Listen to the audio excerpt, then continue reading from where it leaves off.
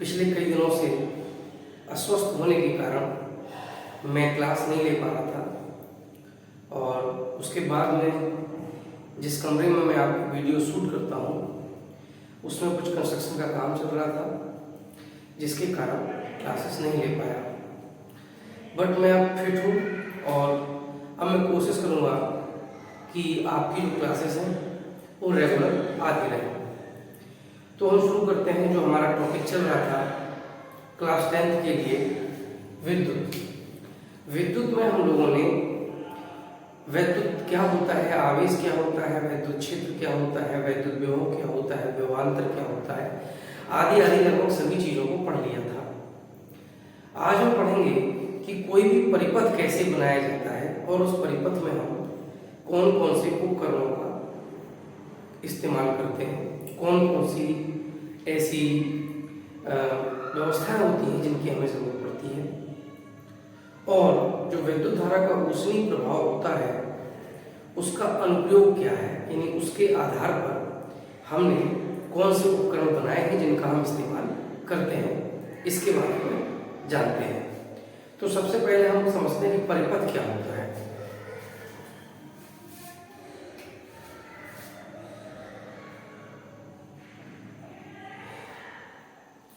परिपथ को ही हम लोग कहते हैं सर्किट। परिपथ क्या होता है, देखिए हम लोग जानते हैं कि किसी भी प्रकार की व्यवस्था में, चाहे वो बैटरी से लिया गया करंट हो या हमारे घरों में आने वाली जो बिजली की सप्लाई होती है, उन सब में ही आपको एक चीज देखने को मिलेगी कि एक तो विद्युत का स्रोत होता है जहां से हमें ऊर्जा मिल रही होती है, और एक कोई ना कोई ऐसा उपकरण होता है जिसके द्वारा हम उस ऊर्जा का इस्तेमाल कर रहे होते हैं। जैसे मान लीजिए जब हमारे घरों में बिजली आती है, वैद्युत ऊर्जा आती है, तो हम लोग क्या करते हैं, हम उस वैद्युत ऊर्जा के द्वारा अपने घरों में तमाम प्रकार के उपकरणों को संचालित करते हैं।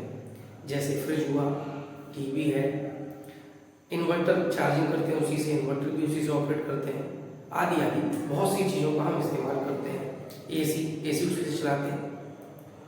तो जिस प्रकार से ये घरों में आने वाली बिजली होती है, उसी प्रकार से जो बैटरी द्वारा लिया गया करंट होता है हम उसका भी इस्तेमाल करते हैं। हम उससे कोई पंखा चला सकते हैं, हम उससे कोई बल्ब जला सकते हैं, जो बैटरी द्वारा संचालित उपकरण होते हैं उनको चला सकते हैं। तो इन सब में एक चीज कॉमन होती है। क्या कॉमन होती है कि एक कोई धारा का स्रोत होता है जो हमें करंट प्रोवाइड करता है। ठीक है, विद्युत धारा का स्रोत, वैद्युत धारा का कोई ना कोई स्रोत हम लेते हैं जिसके द्वारा हमें वैद्युत ऊर्जा प्राप्त होती है, यानी कि हमें करंट मिलता है, वैद्युत धारा मिलती है। जब हम ये वैद्युत धारा लेंगे, इस वैद्युत धारा का हम किसी न किसी उपकरण में प्रयोग करेंगे, तो कोई ना कोई उपकरण हम लगाते हैं जो इस वैद्युत ऊर्जा को खर्च करता है। यानी कि उपकरण में क्या होता है, प्रतिरोध होता है, और इस प्रतिरोध के द्वारा वैद्युत ऊर्जा खर्च की जाती है। इसके अलावा आप लोग देखते हैं कि हम जैसे घरों में क्या करते हैं, जब हम बिजली की फिटिंग कराते हैं, विद्युत फिटिंग कराते हैं, तो बोर्ड लगवाते हैं, और उन सभी बोर्ड में हम क्या करते हैं, उन सभी बोर्ड में हम लोग, जैसे मान लीजिए हमें फैन का कोई रेगुलेटर लगाना है, तो हम एक रेगुलेटर लगाएंगे और उसके साइड में हम एक स्विच लगा देंगे। ठीक है, एक स्विच लगा देते हैं। ये स्विच क्या करता है, अगर हम इस स्विच को ऑन कर देंगे तो जो हमारे घर में पंखा है वो चलने लगेगा, यानी उसमें जो वैद्युत धारा है उसकी सप्लाई शुरू हो जाएगी। और अगर इसको हम ऑफ कर देंगे तो जो वैद्युत सप्लाई है वो बंद हो जाएगी, यानी पंखा चलना बंद हो जाएगा। तो किसी भी परिपथ में हमें कब करंट लेना है, कब करंट नहीं लेना है, इसके लिए हम लोग एक कुंजी का इस्तेमाल करते हैं। जैसे घरों में किसका इस्तेमाल करते हैं, इसे हम क्या बोलते हैं, इसे हम बोलते हैं स्विच। तो बस स्विच समझ लीजिए, कुंजी का मतलब स्विच, इसे हम बोलते हैं की। तो हम कुंजी का इस्तेमाल करते हैं। इसके अलावा देखिए क्या होता है कि आप लोगों ने देखा होगा कि पुराने टाइम पर जो ये रेगुलेटर आते थे, बहुत बड़े बड़े होते थे, पंखे के रेगुलेटर आते थे, बहुत बड़े बड़े साइज में होते थे, पूरा बॉक्स होता था। तो उसके द्वारा हम पंखे की जो स्पीड होती थी उसको कम या ज़्यादा करते थे। तो उसका सिद्धांत क्या होता था? उसका सिद्धांत सीधे सीधे हम लोग पढ़े हैं प्रतिरोध की परिभाषा से। V बराबर क्या होता है? I R. तो I बराबर हो जाएगा V अपॉन आर, यानी कि जो करंट होता है वो विभवांतर और प्रतिरोध के अनुपात के बराबर होता है। अब आप देख सकते हैं कि अगर हम प्रतिरोध को बढ़ाएंगे यानी R के मान में वृद्धि करेंगे तो स्वतः ही करंट कम हो जाएगा, जबकि V कैसा है? वोल्टेज कैसा है? नियत है। तो अगर वोल्टेज नियत हो, विभवांतर नियत हो और फिर प्रतिरोध में वृद्धि की जाए, प्रतिरोध को बढ़ाया जाए, तो स्वाभाविक है कि जो करंट होगा, जो वैद्युत धारा होगी वो घट जाएगी। और अगर वैद्युत धारा घट जाएगी तो पंखे की स्पीड भी कम हो जाएगी। तो जो पुराने टाइम में जो पंखे के रेगुलेटर आते थे वो इसी सिद्धांत पर काम करते थे। तो हम लोग परिपथ में, चूंकि हम लोगों को अभी विद्युत धारा के बारे में पढ़ना है, अभी मैं सब कुछ बता रहा हूँ आपको, तो उसमें हम लोग क्या लगाते हैं? उसमें हम लोग लगाते हैं धारा नियंत्रक। धारा नियंत्रक नाम से आप समझ सकते हैं, धारा को नियंत्रित करने वाला, धारा को कंट्रोल करने वाला धारा नियंत्रक। चलिए इसको एक करके जान लेते हैं और बाकी की चीजें हम चर्चा में बताते चलते हैं। तो सबसे पहली बात आती है कि परिपथ क्या होता है। तो हमने आपको बताया कि परिपथ से तात्पर्य क्या है? ऐसी व्यवस्था,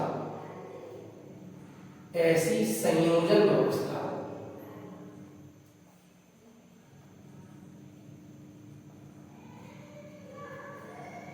जिसमें हम क्या करते हैं? जिसमें किसी विद्युत स्रोत से क्या लेकर? ऊर्जा लेकर। ऊर्जा हमें किस रूप में मिलेगी? करंट के रूप में। तो एक ऐसी व्यवस्था जिसमें हम किसी विद्युत स्रोत से क्या करते हैं? ऊर्जा लेते हैं। तो वैद्युत स्रोत से ऊर्जा लेकर किसी उपकरण को संचालित किया जाता है। संचालित किया जाता है। यानी सीधी सी बात यह है बेटा कि परिपथ कब बनता है? जब उसमें एक स्रोत होता है जिससे हम विद्युत ऊर्जा लेते हैं और एक उस ऊर्जा को खर्च करने वाला कोई ना कोई उपकरण लगा होता है, तभी हमारा परिपथ बन पाता है। अगर हम सोचें कि हम केवल एक ऐसी व्यवस्था बना लें जिसमें उपकरण तो लगा हो, यानी विद्युत ऊर्जा को खर्च करने वाला कोई ना कोई उपकरण लगा हो, लेकिन विद्युत ऊर्जा देने वाला कोई स्रोत ना हो, तो वो परिपथ नहीं बन पाएगा। या विद्युत ऊर्जा देने वाला स्रोत तो हो लेकिन उसको खर्च करने वाला कोई उपकरण ना हो, तो भी परिपथ नहीं बन पाएगा। तो परिपथ में हम क्या करते हैं? एक ऐसी व्यवस्था का निर्माण करते हैं जिसमें विद्युत ऊर्जा का स्रोत भी होता है और उस विद्युत ऊर्जा को खर्च करने के लिए उपकरण अर्थात प्रतिरोध वगैरह भी लगा होता है। तो अब परिपथ में सबसे पहली बात आती है बेटा, जैसे हमने कहा कि धारा हमें कब चाहिए कब नहीं चाहिए, तो उसके लिए हम कुंजी का इस्तेमाल करते हैं। तो यहां पर हम समझेंगे कुंजी क्या होती है। कुंजी तो देखिए, धारा को चालू करने या बंद करने के लिए, यानी करंट को सप्लाई करना है या करंट की सप्लाई को बंद करना है, इसके लिए हम लोग दो प्रकार की कुंजी का इस्तेमाल करते हैं। दो प्रकार की कुंजी होती हैं जिसका इसमें हम इस्तेमाल करते हैं। कौन कौन? पहली होती है प्लग कुंजी। प्लग कुंजी ये क्या होती है? देखिए, ये सारी बातें आपको सिर्फ समझनी है। अगर आप इनके नोट्स भी नहीं बनाते हैं तो कोई प्रॉब्लम नहीं है, समझना जरूरी है कि ये होता क्या है और उसका कैसे इस्तेमाल किया जाता है। ठीक है ना? तो इसको आप लोग बस समझते चलिए अच्छे से।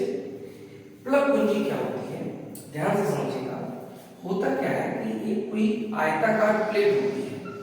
ये मान लीजिए एक आयताकार प्लेट है, ठीक है। अब ये प्लेट किसकी बनी होती है?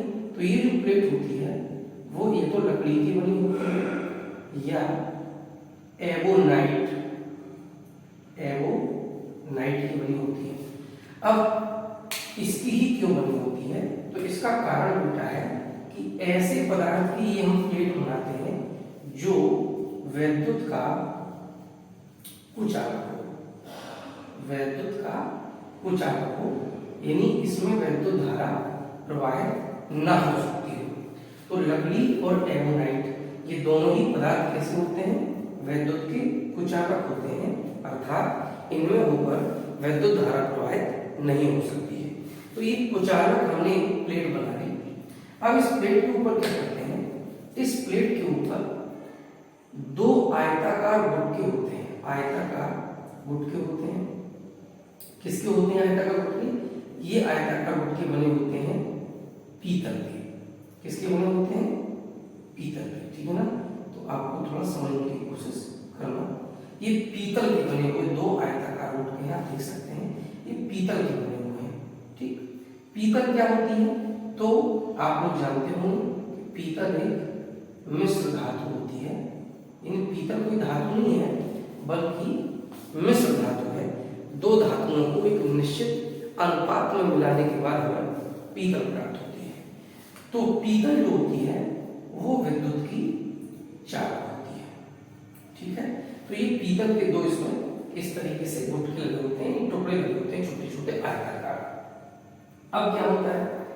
अब इस गुटके का संपर्क यहाँ जो एक पेच लगा होता है, पेच मतलब बोल्ट लगा होता है, और उससे होता है, और इस गुटके का संपर्क यहाँ एक बोल्ट लगा होता है, उससे होता है।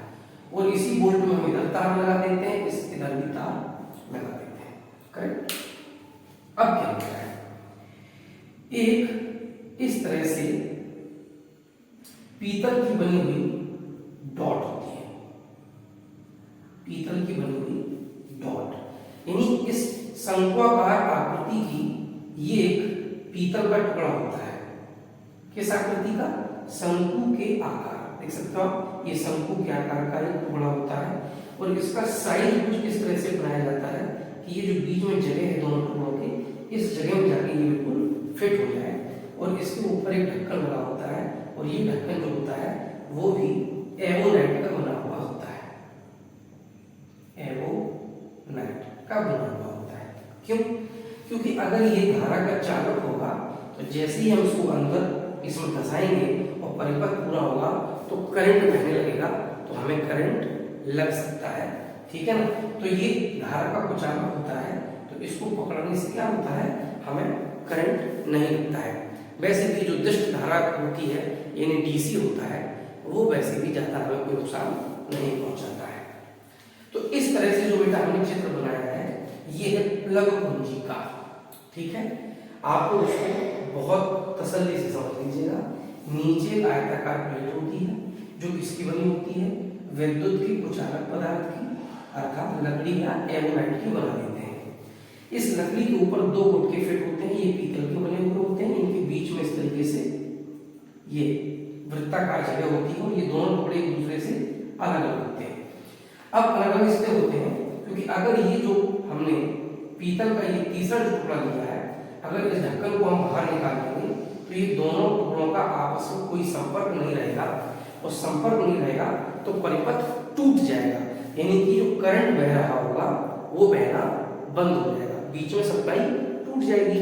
तो जैसे इसको हम अंदर धंसा देंगे वैसे क्या होगा? ये दोनों टुकड़े आपस में संपर्क में आ जाएंगे और करंट बहना शुरू हो जाएगा। तो इस तरह से ये जो व्यवस्था होती है वो एक स्विच की तरह काम करती है, ऑन और ऑफ। जब हम इसको अंदर धंसा देंगे तो ये ऑन हो जाएगा, इसको बाहर निकाल देंगे तो ये ऑफ हो जाएगा। क्लियर? तो इसे हम कहते हैं प्लग कुंजी। प्लग कुंजी को जब हम परिपथ में बनाते हैं तो उसका जो सिंबल होता है वो ये सिंबल होता है। ये जो सिंबल है ये प्रतीक है किसका? प्लग कुंजी का। अगर इस तरह से प्रतीक बना है तो इसका मतलब होता है कि ये कैसी कुंजी है? खुली हुई कुंजी है, यानी कि अभी ऑफ है।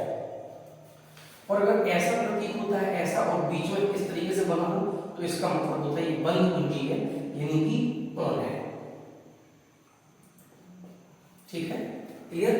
मतलब बीच में ये जो सिंबल बना है इसका मतलब क्या हुआ कि ये जो आपका हिस्सा है पीतल का बना हुआ, इसको आपने अंदर इसमें धसा दिया है, और जब ये अंदर धसा देंगे तो परिपथ चालू हो जाएगा, यानी करंट चालू हो जाएगा, तो ऑन हो जाएगा। और इस तरह का बना हुआ है, इसका मतलब क्या है कि बीच में ये जो हिस्सा है वो बाहर निकला है, अर्थात परिपथ अभी बंद है, खुला हुआ परिपथ है, इसमें धारा प्रवाहित नहीं हो रही है। तो ये होती है प्लग कुंजी। उम्मीद करते हैं कि प्लग कुंजी आपने बहुत शानदार तरीके से समझ ली होगी। कोई डाउट हो तो आप पूछिएगा जरूर। अब हम प्लग कुंजी का इस्तेमाल कब करते हैं, तो हम आपको बता दें कि जब हमें देर तक लगातार धारा प्राप्त करनी होती है,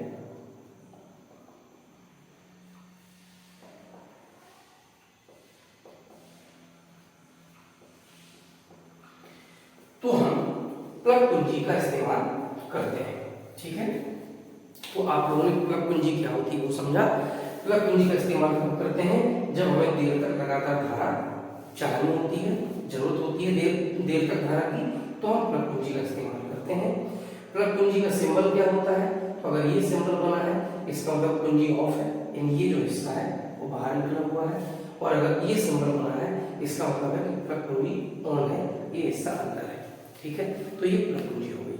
अब बात करेंगे हम लोग दूसरे प्रकार की कुंजी की, जिसे हम कहते हैं दाब कुंजी। अब समझते हैं कि दाब कुंजी क्या होती है। बहुत सिंपल है और बहुत आराम से समझिएगा। देखिए, दाब कुंजी में भी क्या होता है, इस तरह से प्लेटफॉर्म बना होता है, आयताकार प्लेटफॉर्म बना होता है, और ये प्लेटफॉर्म भी किसका बना होता है, एवोनाइट का या लकड़ी का। कारण क्या है, वही क्या कि ये एवोनाइट लकड़ी धातु के कुचालक होते हैं, क्योंकि ये सारी व्यवस्थाएं जो होती हैं वो या तो जमीन पर रख के बनाई जाती हैं या किसी टेबल पर रख के बनाई जाती हैं। मेनली हम आपको जो चीजें बता रहे हैं उनका इस्तेमाल हम लोग जो हमारे कॉलेज होते हैं उनकी प्रयोगशालाओं में करते हैं।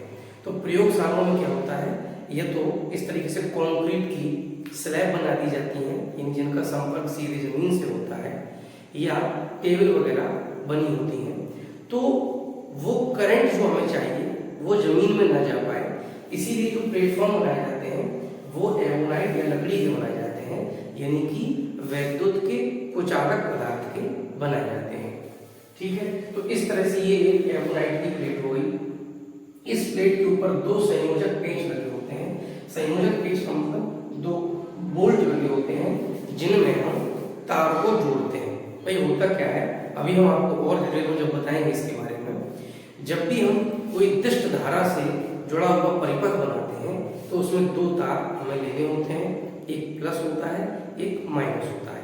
तो दो तार इसमें जोड़ने होंगे, एक में प्लस एक में माइनस। ठीक है ना, ये दो पेच लगे होते हैं। इसके अलावा आप देख सकते हो इस पेच से ये भी धातु का पेच है, जो हमने काले रंग का बनाया है ये भी धातु का पेच है। इस पेच और इस पेच के बीच में ये डॉटेड लाइन है, ये बताती है इसको, ये है तार। तो इस तार के द्वारा ये पेच और ये पेच आपस में जुड़े रहते हैं। ठीक है ना, तो अगर देखा जाए तो ये परिपथ जो है यहाँ तक जुड़ा होता है। टूटा कहाँ पर है, यहाँ पर। आप देख सकते हो कि इस पेच का और ऊपर ये जो लोहे की धातु की कील लगी हुई है इसका आपस में कोई संपर्क नहीं है, तो ये परिपथ यहाँ पर खुला हुआ है। अब ये जो होती है ये धातु की लचकदार पत्ती होती है। लचकदार क्यों बोलते हैं, क्योंकि अगर हम इस पत्ती को, ये जो ऊपर आप देख सकते हैं ये जो ढक्कन लगा हुआ है, ये ढक्कन एवोनाइट का बना हुआ होता है। इस ढक्कन को अगर हम दबा देंगे, इसको अगर हम दबा देंगे तो ये जो कील होगी धातु की वो इस पेच को टच कर जाएगी। यानी इस तरह से आप समझिएगा, ये ढक्कन है, ऊपर से ये जो नीचे कील लगी है ये कील नीचे वाले बोल्ट को क्या कर लेगी, टच कर लेगी। करेक्ट, यानी यहाँ पे टच कर जाएगी, उसको हम दबा देंगे।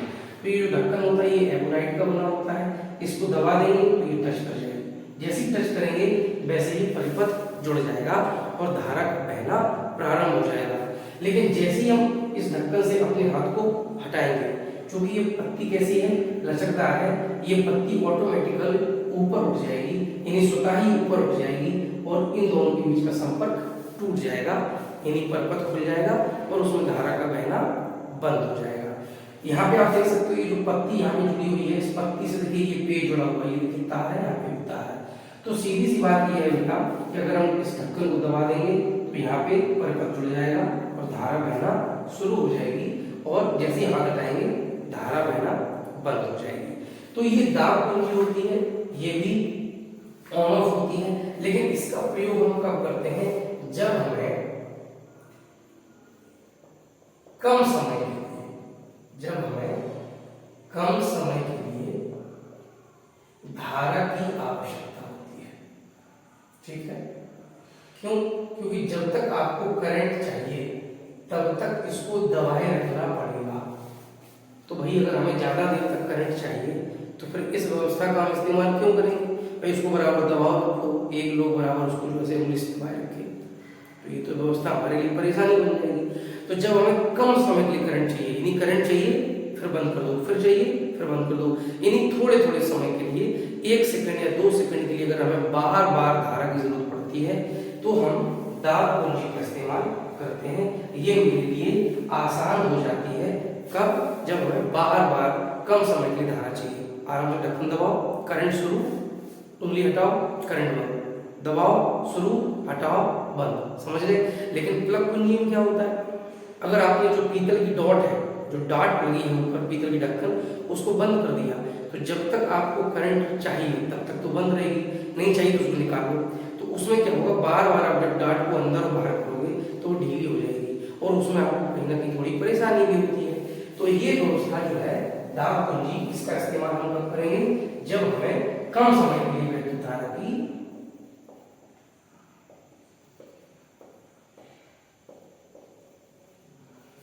आवश्यकता होती है।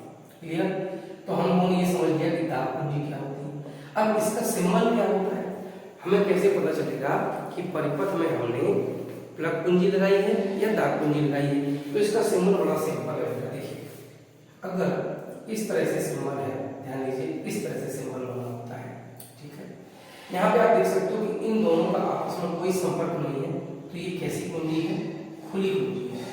खुली मतलब ऑफ, ठीक है। तो ये कुंजी अभी ऑफ है, और अगर इस तरह से ये चित्र बना हुआ, सिंबल इस तरह से बना हो, यानी क्या हो रहा है यहाँ पे देखिए दोनों का संपर्क स्थापित है, तो इसका मतलब है ये बंद कुंजी है। बंद कुंजी मतलब अभी ऑन है, करंट चालू है। तो दाब कुंजी क्या होती है, प्लग कुंजी क्या होती है, ये दोनों हमने समझ लिए हैं। अब हम बात करते हैं कि जो वैद्युत धारा होती है वो कितने प्रकार की होती है, ठीक है। अभी हमें पढ़नी कौन सी है, वो हमें पढ़नी है दिष्ट धारा। तो देखिए जो धाराएं होती है, ये जो वैद्युत धारा के स्रोत होते हैं वो 2 तरह के होते हैं। वैद्युत धारा के स्रोत, यानी जहां से हमें वैद्युत धारा मिलती है वो 2 तरह के स्रोत होते हैं। कौन कौन? एक तो होता है जिसे हम कहते हैं प्रत्यावर्ती धारा, प्रत्यावर्ती धारा, ठीक है।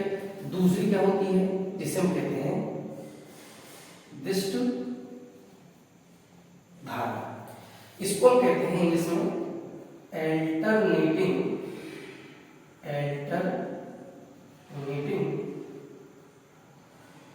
करंट, और इसको हम कहते हैं डायरेक्ट करंट। तो इसको हम बोलते हैं एसी और इसको हम बोलते हैं डीसी। अब एसी कौन सी होती है, यानी प्रत्यावर्ती धारा कौन सी धारा होती है? तो हमारे घरों में जो बिजली की सप्लाई आती है या कारखानों में जो बिजली की सप्लाई जाती है, मोस्टली जहां हमें वैद्युत धारा की अधिक आवश्यकता होती है, जहां हम बड़े बड़े उपकरणों को संचालित कर रहे होते हैं, वहां पर हमें प्रत्यावर्ती धारा की आवश्यकता होती है। दिष्ट धारा कौन सी धारा होती है? जो हमें किसी सेल या बैटरी से प्राप्त होती है, करेक्ट। तो दिष्ट धारा जो होती है वो नॉर्मली हम लोग जहां हमें कम धारा की जरूरत पड़ती है या छोटे मोटे उपकरणों को चलाना होता है, वहां पर हम लोग दिष्ट धारा का इस्तेमाल कर लेते हैं। दोनों में अंतर क्या है?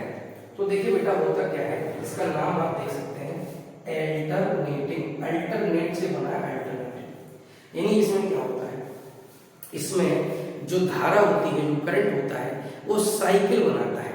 चक्र बनाता है, ठीक है। और एक चक्र में धारा की दिशा 2 बार बदलती है।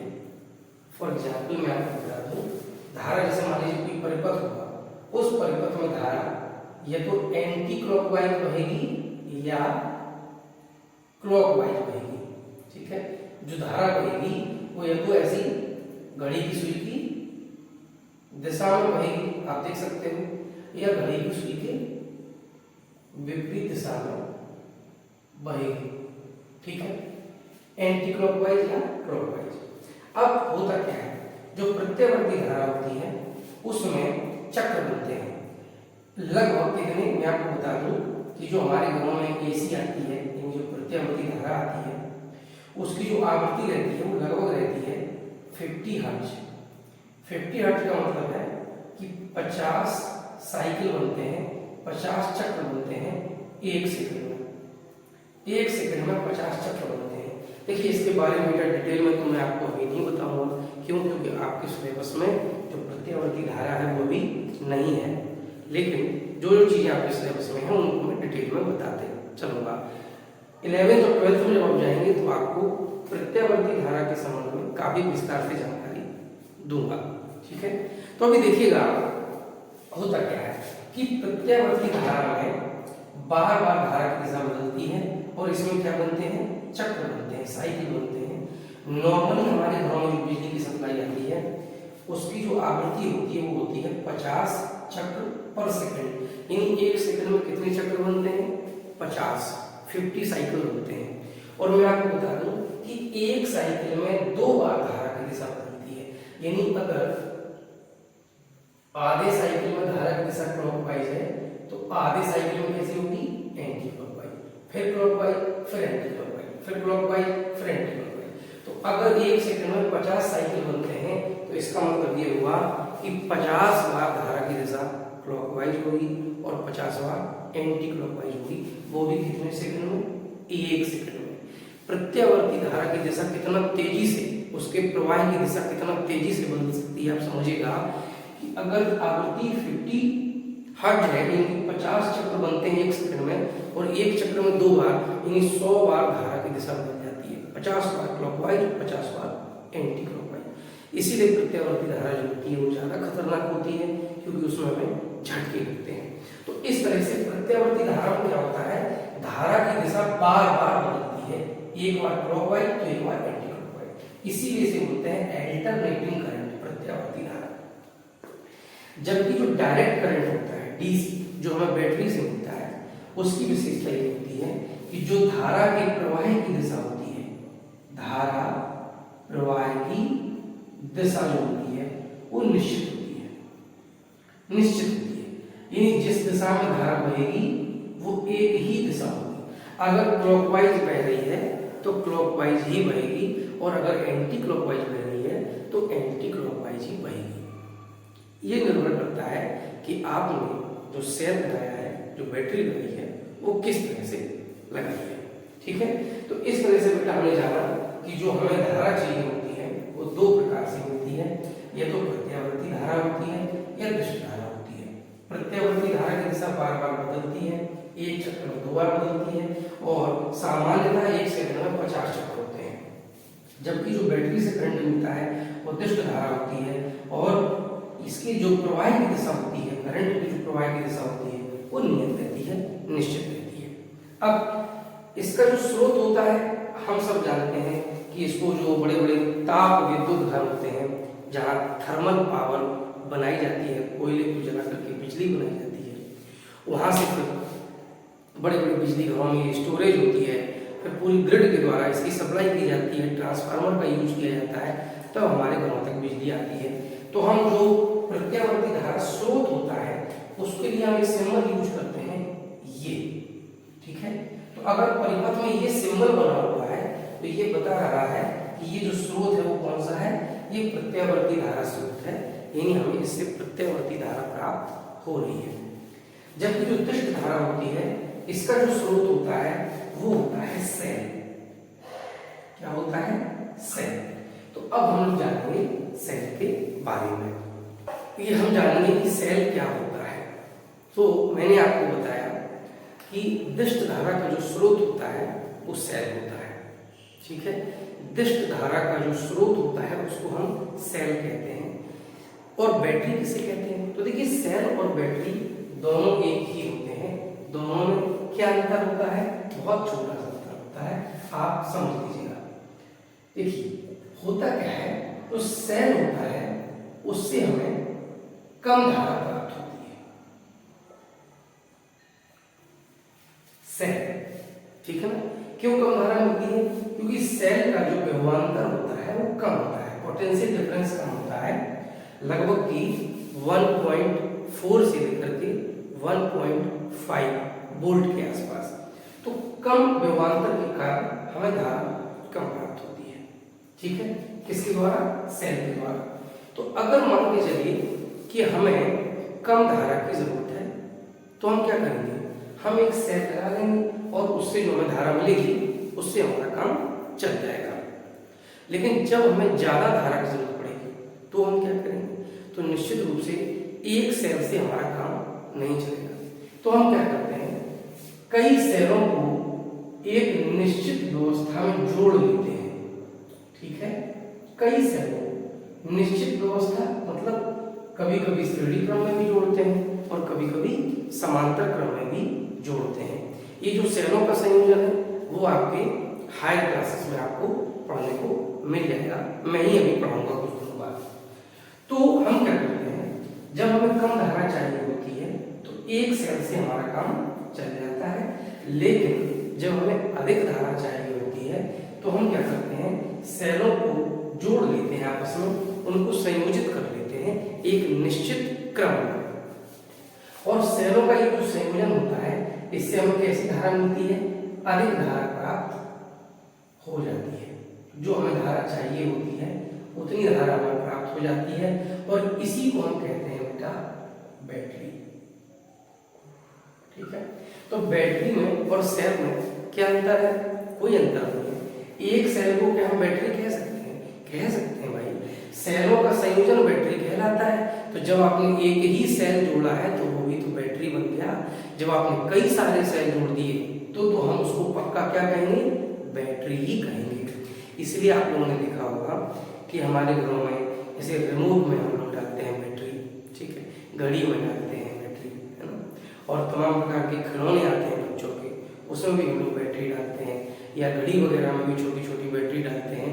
तो इनको हम लोग सामान्य भाषा में बैटरी नहीं कहते हैं, बल्कि क्या कहते हैं? सेल कहते हैं। कि सेल खत्म हो गया, यानी कि डिस्चार्ज हो गया है, अब उसमें कोई ऊर्जा नहीं है, ठीक है ना, जिससे कि घड़ी चल सके या जिससे रिमोट चल सके। करेक्ट? तो सेल हम क्यों कहते हैं अब आपको समझ में आ गया होगा, क्योंकि जब किसी बैटरी में एक ही सेल होता है तो उसे हम सेल कह सकते हैं, लेकिन जब एक से ज्यादा सेल जुड़े होते हैं तो फिर हम उसको बैटरी कह देते हैं। ठीक है, अब सेल से मिलती क्या है हमें? अभी हमने आपको बताया कि सेल से हमें दिष्ट धारा प्राप्त होती है। कौन सी धारा प्राप्त होती है? दिष्ट धारा, डीसी प्राप्त होती है। ठीक है, जिस तरीके से हमने आपको बताया कि जो प्रत्यावर्ती धारा का स्रोत है उसका सिंबल क्या होता है, उसी तरह से सेल का भी एक सिंबल होता है। क्या होता है सिंबल? अच्छे से समझ लीजिएगा। सेल का जो सिंबल होता है वो क्या होता है? तो सेल का सिंबल होता है, इसमें दो लाइनें बनाई जाती हैं। एक जो लाइन होती है खड़ी लाइन वो थोड़ी लंबी होती है, और एक दूसरी लाइन होती है वो कम लंबाई की होती है। ठीक है, लेकिन ये जो कम लंबाई की लाइन होती है ये थोड़ा मोटी होती है। ठीक है, ध्यान से समझते चलिएगा। जो सेल का सिंबल होता है, प्रतीक होता है, वो क्या होता है? इसमें दो खड़ी लाइनें और दो अदर लाइन खींचते हैं। एक लाइन लंबी होती है लेकिन पतली होती है, दूसरी लाइन छोटी होती है लेकिन मोटी होती है। ठीक है ना? अब एक तार यहाँ जुड़ जाएगा, एक तार यहाँ जुड़ जाएगा। एक्चुअली ये दो प्लेटें हैं, दो प्लेटें होती सेल में। मैं आपको बताता हूँ, एक प्लेट होती है जो कि धनावेशित होती है और एक प्लेट होती है जो कि ऋणावेशित होती है। तो जो धनावेशित प्लेट होती है इसको हम लोग बेटा कहते हैं एनोड। क्या कहते हैं? एनोड। और ये जो ऋणावेशित प्लेट होती है इसको हम लोग कहते हैं कैथोड।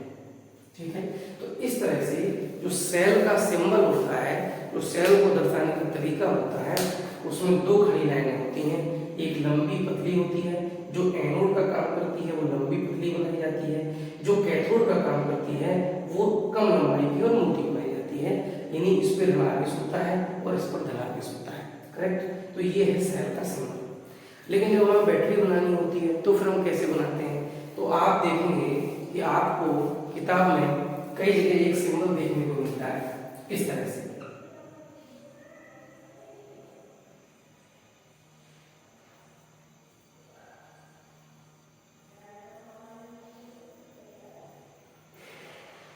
इस तरह से तो आप देख सकते हो यहाँ पे हमने कितने सेल जोड़ दिए, 3, 1, 2 और 3। तो जब कई सेलों को जोड़ते हैं तो उसी को हम क्या कहते हैं, बैटरी कहते हैं। तो ये जो सिंबल है ये किसका सिंबल है, बैटरी का सिंबल। इसमें 3 बार हमने जोड़ा है, लेकिन ये कोई नियम नहीं 3 बार जोड़ा जाए, 3 की जगह 2 बार भी जोड़ सकते हो, 4 बार भी जोड़ सकते हो। ठीक है। तो इसमें क्या होगा, ये आपकी प्लेट धनावेशित होगी यानी एनोड का काम करेगी, और ये जो प्लेट होगी वो ऋणावेशित होगी यानी कैथोड का काम करेगी। ठीक है ना। तो क्या होगा इसमें, पहली सेल का ऋण जो कैथोड होगा दूसरी प्लेट के एनोड से जुड़ जाएगा, फिर अगली सेल का जो कैथोड होगा वो तीसरे के एनोड से जुड़ जाएगा, और आखिरी जो कैथोड होगा तीसरे का वो परिपथ से जुड़ जाएगा। तो इस तरह से ये सिंबल होता है आपका बैटरी का। ठीक है। अब सेल जो होते हैं वो मूल रूप से 2 प्रकार के होते हैं। कौन कौन से समझते हैं। सेल जो होते हैं वो 2 प्रकार के होते हैं। कौन कौन, पहले होते हैं जिनको हम कहते हैं प्राथमिक सेल। प्राथमिक सेल या इन्हीं को हम प्राइमरी सेल भी कहते हैं। Primary cell. प्राइमरी सेल की विशेषता क्या होती है, तो हम आपको बता दें कि प्राइमरी सेल वो होते हैं जो एक बार निरावेशित हो जाने के बाद, यानी एक बार अगर ये डिस्चार्ज हो गए, निरावेशित को क्या कहेंगे, डिस्चार्ज। ठीक है। तो अगर ये एक बार डिस्चार्ज हो जाते हैं, इनके अंदर जो भी वैद्युत ऊर्जा होती है वो समाप्त हो जाती है, या कह सकते हैं जो रासायनिक ऊर्जा होती है वो समाप्त हो जाती है। तो इन्हें एक बार निरावेशित होने के बाद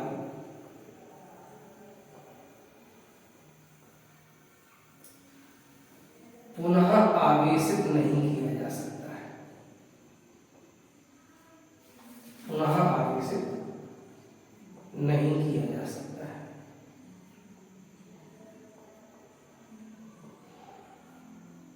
ठीक है। तो ये हम जानते हैं, जैसे बैटरी हम लेके आते हैं, सेल लेके आते हैं घड़ी के लिए, तो जब वो एक बार सेल खत्म हो जाता है तो हम क्या करते हैं, उस सेल को फेंक देते हैं। ऐसे रिमोट के सेल लेके आते हैं, जब वो डिस्चार्ज हो जाते हैं उनको हम फेंक देते हैं। क्यों, क्योंकि एक बार जब वो निरावेशित हो जाते हैं, डिस्चार्ज हो जाते हैं, तो उसके बाद उन्हें पुनः आवेशित नहीं किया जा सकता है। यानी कि वो कैसे सेल है, वो है आपके प्राइमरी सेल यानी कि प्राथमिक सेल होते हैं। तो प्राथमिक सेल के कुछ एग्जाम्पल हैं, कौन कौन से, जैसे लेक्लांसी सेल, लेक्लांसी सेल, या डेनियल सेल, डेनियल सेल, या शुष्क सेल, शुष्क सेल। ठीक है। तो ये सारे जो होते हैं वो प्राइमरी सेल के एग्जाम्पल होते हैं, चाहे वो लेक्लांसी सेल हो, चाहे डेनियल सेल हो, या ड्राई बैटरी हो, शुष्क सेल हो, ये सारे के सारे आपके प्राथमिक सेल के एग्जाम्पल होते हैं। देखिए होता क्या, नॉर्मली मैं आपको बता दूं, ज्यादा विस्तार से तो आपको मैं नहीं बताऊंगा क्योंकि ये जो है केमिस्ट्री उसमें चला जाता है।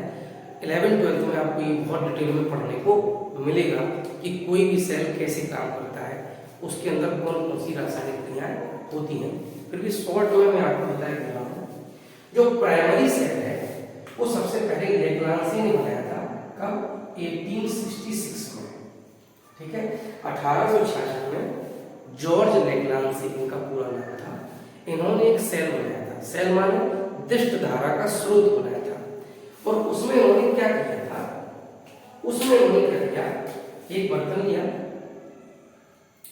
और उस बर्तन में इन्होंने क्या किया, उस बर्तन में उन्होंने अमोनियम क्लोराइड भर दिया। ठीक, अमोनियम क्लोराइड का विलेन सॉल्यूशन। होता क्या है, जो अमोनियम क्लोराइड होता है वो आपका चूर्ण के रूप में आता है, पाउडर के रूप में आता है। तो अगर हम उसमें थोड़ा पानी मिला देते हैं और उसका घोल बना देते हैं तो हमें अमोनियम क्लोराइड का संतृप्त विलेन मिल जाता है। ठीक है, तो अमोनियम क्लोराइड का इसमें विलेन इन्होंने भर दिया। ठीक है, मान लीजिए यहाँ तक इसमें क्या भर दिया, अमोनियम क्लोराइड का विलेन भर दिया। उसके बाद इन्होंने क्या किया, एक कार्बन की छड़ दी। किसकी छड़ दी, कार्बन की। ये जो छड़ है वो किसकी है, ये कार्बन की छड़। और इस कार्बन की छड़ को इन्होंने एक दूसरे प्रकार के बर्तन से कवर कर दिया, यानी ऊपर से एक और दूसरा बर्तन लगा दिया इस छड़ के ऊपर। लेकिन ये बर्तन कैसा था, ये बर्तन था छिद्र, यानी जगह जगह इसमें छिद्र बने हुए थे ताकि जो अमोनियम क्लोराइड है वो इस छड़ के संपर्क में आ सके। इसके अलावा इस बर्तन के अंदर क्या भरा हुआ था, मैग्नीज डाइऑक्साइड MnO। ठीक है, MnO2 ये भरा हुआ था। ठीक, इसके अंदर एक इन्होंने क्या किया, एक इन्होंने जिंक यानी जस्ते की छड़ दी और उसको भी इसके अंदर डाल दिया, यानी ये जो छड़ है इसकी है जस्ते की छड़। ठीक, तो आप लोग ध्यान से समझिएगा क्या किया था। लेग्रांजे ने एक पात्र लिया, एक बर्तन लिया और उस बर्तन में इन्होंने अमोनियम क्लोराइड का विलेन भर दिया और एक छड़ ले ली कार्बन की, एक ले ली जस्ते की, जिंक की। कार्बन की छड़ को एक दूसरे बेलनाकार बर्तन से कवर कर लिया और ये जो बेलनाकार बर्तन था ये कैसा था, छिद्र के पोर बने हुए थे, छिद्र बने हुए थे ताकि जो कार्बन है वो अमोनियम क्लोराइड के संपर्क में आ सके। और क्योंकि छिद्र था इसके अंदर एक पाउडर टाइप का भरा हुआ था, किसका, मैग्नीज डाइऑक्साइड का। ठीक है, और ये एक जिंक की छड़ लगी हुई थी। इन्होंने जब ये सेल बनाया तो क्या देखने को मिला कि जैसे ही ये व्यवस्था बनकर तैयार होती है, ये जो कार्बन की छड़ होती है ये एनोड का काम करने लगती है, प्लस यानी यहाँ पे धनावेश आ जाता है, और ये जो जिंक की छड़ होती है वो कैथोड का काम करने लगती है। जिंक की छड़ कैथोड का काम करने लगती है, यानी यहाँ पर इलेक्ट्रॉनों की अधिकता हो जाती है और यहाँ पर इलेक्ट्रॉनों की कमी हो जाती है, जिससे इन दोनों स्वरों के बीच में एक विभवांतर उत्पन्न हो जाता है और वो विभवांतर लगभग 1.4 से लेकर के 1.5 वोल्ट के बीच में होता है। तो ये बन गया सेल। तो ये सेल चूंकि सबसे पहले किसने बनाया, लेग्रांजे, इसलिए इसे हम कहते हैं लेग्रांजे सेल। उम्मीद करते हैं आपको समझ में आ गया होगा। ठीक है, इसमें एक जस्ते की छड़ है जो कैथोड का काम करती है, एक कार्बन की छड़ है जो एनोड का काम करती है। इसकी प्रक्रिया क्या है उसको अभी मैं नहीं बताऊंगा। ठीक है, इसके अंदर कौन सी रासायनिक प्रक्रिया होती है क्योंकि वो अभी जानने की जरूरत नहीं है, लेकिन इतना आप जरूर समझ लीजिए कि देखिए इसमें है क्या, इसमें केमिकल भरे हुए हैं यानी रसायन भरे हुए हैं। तो पक्की बात है इसमें क्या होगी, इसमें होगी रासायनिक ऊर्जा। ठीक है, रासायनिक ऊर्जा होगी और ये रासायनिक ऊर्जा जो है वो हमें किस रूप में मिलती है, वो हमें विद्युत ऊर्जा के रूप में प्राप्त होती है। अब होता क्या है, इस सेल की एक विशेषता और होती है कि लेग्रांजे सेल से आप अधिक समय तक धारा प्राप्त नहीं कर सकते, अधिक समय तक धारा प्राप्त नहीं होती है। ठीक है, तो लैब वगैरह में, प्रयोगशाला में हम इसका इस्तेमाल कर लेते हैं क्योंकि प्रयोगशाला में हम थोड़ी थोड़ी देर के लिए करंट की जरूरत पड़ती है तो हम इसका इस्तेमाल कर सकते हैं। लेकिन यदि आपको लंबे समय तक करंट चाहिए तो फिर वहां पे लेग्रांजे सेल जो है वो आपके काम का नहीं है, क्योंकि इससे एक तो हमें कम धारा मिलती है, वो भी लंबे समय तक नहीं मिल सकती है। क्यों, क्योंकि इस सेल का जो आंतरिक प्रतिरोध होता है, यानी जो सेल में घोल डला है अमोनियम क्लोराइड का, तो इसका भी एक प्रतिरोध होता है, यानी ये भी धारा के मार्ग में रुकावट डालता है, ये बहुत ज्यादा होता है। और इस आंतरिक प्रतिरोध के कारण क्या होता है, थोड़े ही समय में इससे मिलने वाली जो धारा होती है वो घट जाती है। ठीक, अगर थोड़ी देर के लिए इसको रखा छोड़ देते हैं तो फिर से इससे हमें पर्याप्त धारा मिलती है, फिर बंद कर देते हैं धारा, फिर रखा छोड़ देते हैं। तो रुक रुक करके यदि हमें धारा चाहिए तो लेग्रांज से हमारा काम करता है। इसमें थोड़ा सुधार करके डैनियल सेल बनाया गया। अल्टीमेटली जो ड्राई बैटरी बनाई गई है वो भी इसी में सुधार करके बनाई गई है। आप लोग देखते हैं कि जो हमारे यहाँ बैटरी आती है उसमें नॉर्मली क्या होता है, उसमें एक बॉडी बनी होती है जो जिंक की होती है। ये जो सबसे ऊपर जो कवर होता है वो किसका होता है, ये जिंक जस्ते का बड़ा कवर होता है सेल में, ठीक है। और ये एनोड का काम करता है। यहाँ पे जिंक किसका काम कर रहा है, कैथोड का। लेकिन जो ड्राई बैटरी आती है उनमें किसका काम करता है, उनमें ये एनोड का काम करता है। फिर आपने देखा होगा इसके ऊपर यहाँ पे एक मेटल की टोपी लगी होती है, ऐसे धातु की बनी हुई, और इसी टोपी के अंदर एक जुड़ी होती है रॉड, छड़ जुड़ी होती है ऐसे, ठीक। और ये छड़ किसकी होती है, ये छड़ जो होती है वो होती है ग्रेफाइट की, ग्रेफाइट की छड़ होती है, और ये कैथोड का काम करती है, ठीक है। ध्यान से समझिएगा, जो ड्राई बैटरी है वो भी लेग्रांज सेल के आधार पर बनाई गई है, यानी आधारभूत सेल ये है, फिर इसमें सुधार करके ये बनाए गए हैं। जस्ते की बॉडी होती है जो एनोड का काम करती है, अंदर ये ग्रेफाइट की छड़ होती है जो कैथोड का काम करती है, ऊपर मेटल की टोपी लगी है, ठीक। इसलिए आपने देखा होगा ये जो मेटल की टोपी है ये क्या बन गया, ये बन गया कैथोड, और ये जिंक की बॉडी है ये क्या बन गया, ये बन गया एनोड। तो जो सेल से हमें करंट मिलता है तो कैसे मिलता है, एक माइनस में हम लगा देंगे ये वाला हिस्सा और प्लस में लगा देंगे पीछे वाला हिस्सा, क्योंकि पीछे वाला हिस्सा भी किसका बना है, जस्ते का, तो हमें इससे करंट मिलना शुरू हो जाता है। इसके अलावा और क्या होता है, इसके अलावा इसमें मैग्नीज डाइऑक्साइड यानी MnO2 और कार्बन, इसका यहाँ पे एक चूर्ण बना होता है इसके आसपास, इसके ये जो ग्रेफाइट की रॉड है इसके आसपास इस हिस्से में क्या होता है, मैग्नीज डाइऑक्साइड और कार्बन का चूर्ण बना होता है, ठीक। और इसके आसपास यहाँ पे जो खाली जगह बची इसमें अमोनियम क्लोराइड और जिंक क्लोराइड का पेस्ट बना होता है, ठीक। पेस्ट यानी गाढ़ा गाढ़ा पेस्ट बना होता है। कहाँ पे, यहाँ पे, ये जो हिस्सा है इसमें, इस हिस्से में, ठीक।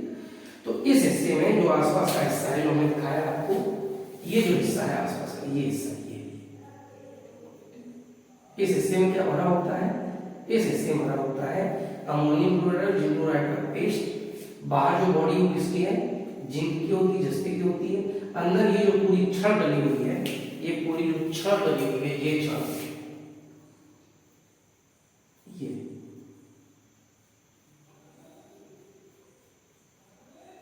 ये जो छड़ होती है ये ग्रेफाइट की होती है, ऊपर ये धातु की, इसमें टोपी लगी होती है, ठीक। इधर हम इसको क्या करते हैं, पिच मार देते हैं, सील कर देते हैं इसको, एक कुचालक पदार्थ से इसको सील कर दिया जाता है, ठीक।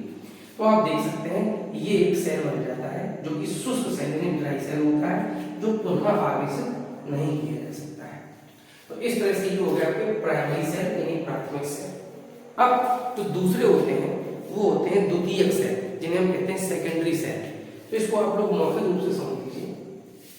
जो द्वितीयक सेल होते हैं वो कौन से सेल होते हैं, द्वितीयक सेल ऐसे सेल होते हैं जिन्हें हम पुनः आवेशित कर सकते हैं। जैसे हमारे घरों में जो बैटरी इस्तेमाल होती है इन्वर्टर के साथ में, वो कैसी सेल है, वो द्वितीयक सेल है, सेकेंडरी सेल है। इसी सेकेंडरी सेल को हम लोग बेटा सीसा संचायक सेल, यहाँ पे लिखे दे रहा हूं, द्वितीयक सेल, ठीक। तो जो द्वितीयक सेल का एग्जाम्पल होता है वो होता है सीसा संचायक सेल, ठीक। तो हमारे घरों में जो बैटरी होती है नॉर्मली वो यही होती है, सीसा संचायक सेल। क्या होता है, हम बैटरी से, लाइट चली जाती है जब, तो बैटरी से करंट लेते हैं, वो डिस्चार्ज हो जाती है बैटरी पूरी तरह से, फिर जैसे ही बिजली आती है उसको फिर से हम चार्ज कर देते हैं। यानी कि ये वो बैटरियां होती हैं, ऐसे सेल होते हैं जो एक बार पूरी तरह से निरावेशित हो जाते हैं तो फिर से हम आवेशित कर देते हैं, इनमें फिर से ऊर्जा हो जाती है, फिर निरावेशित हो जाती है फिर से, यानी इनको हम बार बार उपयोग में ला सकते हैं। लेकिन जो प्राइमरी सेल होते हैं ये यूज एंड थ्रो, इनको हम बार बार उपयोग में नहीं ला सकते हैं, ठीक। इसमें होता क्या है सीसा संचायक सेल में, तो बेटा इसमें भी हम दो पदार्थ यूज करते हैं। एक हम करते हैं लेड यानी सीसा, जो कि एनोड का काम करता है, और एक हम करते हैं लेड ऑक्साइड जो कैथोड का काम करता है। ठीक है, आप लोग देखिएगा बैटरी में ये दोनों पदार्थ यूज होते हैं, लेड और लेड ऑक्साइड। लेड यानी सीसा, सीसा का क्या बनाते हैं, एनोड बनाते हैं, और लेड ऑक्साइड का हम कैथोड बनाते हैं। और इसमें जो कैथोड एनोड होते हैं वो एक छड़ के रूप में नहीं होते हैं, बल्कि ग्रिड के रूप में होते हैं, जाली के रूप में होते हैं। ठीक है, आप देखिए कभी बैटरी जहां बनती हो आप देखिएगा होता क्या है, जैसे ये है इस तरह से,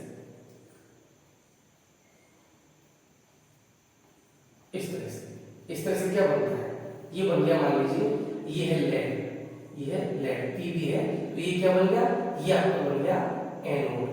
ठीक है, ये एनोड बन जाता है। तो पूरी ग्रिड होती है, कई प्रकार की कई पत्तियां लगी होती है इसमें।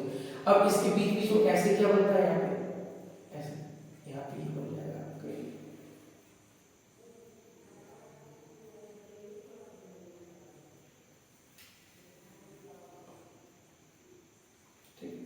तो इस तरीके से ये जो पत्तियां होती हैं ये दूसरे प्रकार की पत्तियां हैं, ध्यान से देखिएगा। ठीक है, ये दूसरे प्रकार की पत्तियां हैं, और ये पत्तियां किसकी बनी होती हैं, तो ये पत्तियां बनी होती हैं इसकी लेड ऑक्साइड की, और ये किसका काम करती हैं, तो ये कैथोड का काम करती है, कैथोड का काम करती है। और इनको डुबोते किसमें है, तो इनको हम डुबोते हैं H2SO4 में, सल्फ्यूरिक एसिड। तो बैटरी में हम लोग सल्फ्यूरिक हम H2SO4 का इस्तेमाल करते हैं, और उसमें एनोड होता है लेड का और कैथोड होता है लेड ऑक्साइड का। अब अंतर क्या है, तो देखिए होता क्या है बेटा, इसमें रासायनिक ऊर्जा होती है, यानी ये केमिकल होते हैं। क्या होता है, ये केमिकल यानी रसायन आपस में अभिक्रिया करते हैं।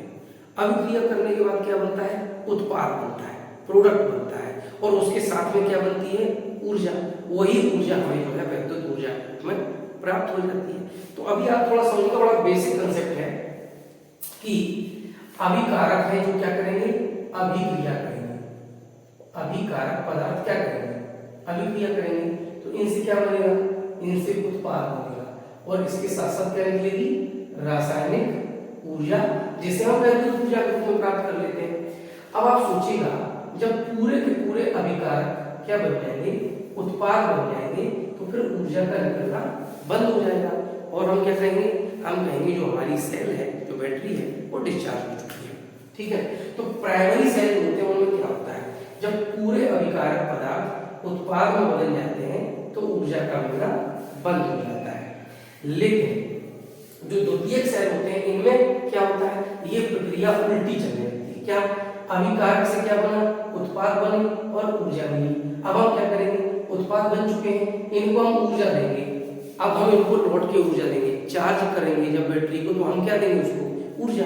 तो जब ये ऊर्जा देंगे तो ये उत्पाद पुनः क्या बनना शुरू हो जाते हैं, अभिकारक बनना शुरू हो जाते हैं। तो फिर से उस बैटरी के अंदर रासायनिक ऊर्जा आ जाती है। तो रासायनिक ऊर्जा वैद्युत ऊर्जा बदल गई। फिर हमने क्या किया, वैद्युत ऊर्जा देकर के फिर से उसको रासायनिक ऊर्जा बदल दिया, फिर रासायनिक ऊर्जा से वैद्युत ऊर्जा। तो ये प्रक्रिया बार बार रिपीट होती रहती है। तो इन्हें हम कहते हैं द्वितीयक सेल। द्वितीयक सेल में हम लोग क्या करते हैं, सल्फ्यूरिक एसिड का इस्तेमाल करते हैं। तो ये सल्फ्यूरिक एसिड जो होता है वो लेड सल्फेट में यानी PbSO4 में चेंज होता है, PbSO4। ठीक है, और फिर से जब बिजली आती है तो इसको हम लेड सल्फेट में फिर से बदल देते हैं, सल्फ्यूरिक एसिड में बदल देते हैं।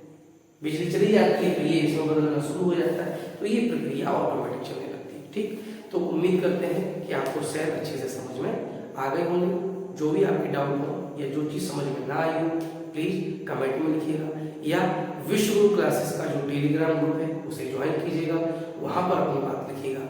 यदि क्लास आपको अच्छी लगी हो लाइक कीजिए, शेयर कीजिए, और अब तक सब्सक्राइब नहीं किया है तो कीजिए और दूसरों को कराइए। ठीक है, मिलते हैं